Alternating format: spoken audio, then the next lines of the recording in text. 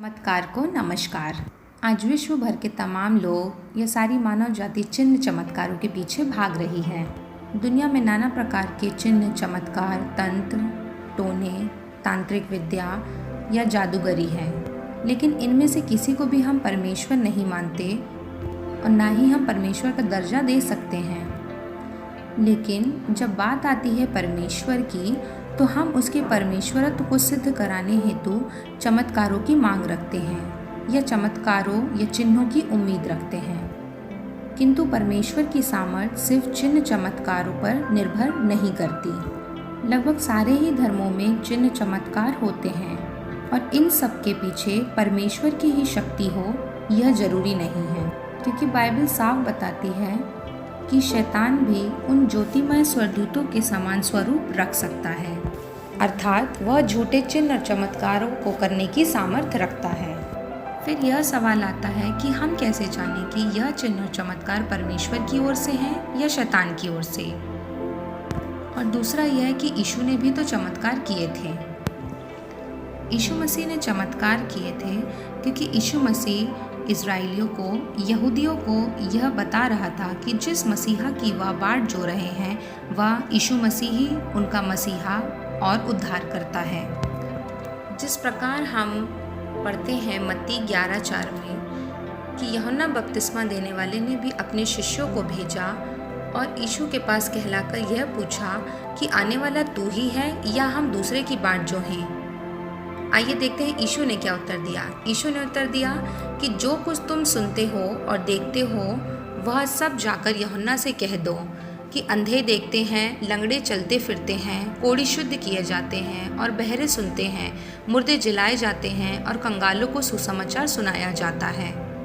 अर्थात यीशु मसीह कह रहे थे कि आने वाला मसीहा मैं ही हूँ। दूसरा कारण प्रभु यीशु मसीह का चमत्कार करने का यह है क्योंकि वह मानव रूप में परमेश्वर था और वह अपनी सृष्टि के प्रति अति करुणा और तरस से भरा हुआ था। और इसलिए जब अन्य जातियों में से भी कोई यीशु मसीह के पास चंगा होने के लिए आता था या अपनी चंगाई के लिए आता था, तो प्रभु यीशु मसीह उसको चंगा करते थे, क्योंकि यीशु ही परमेश्वर है।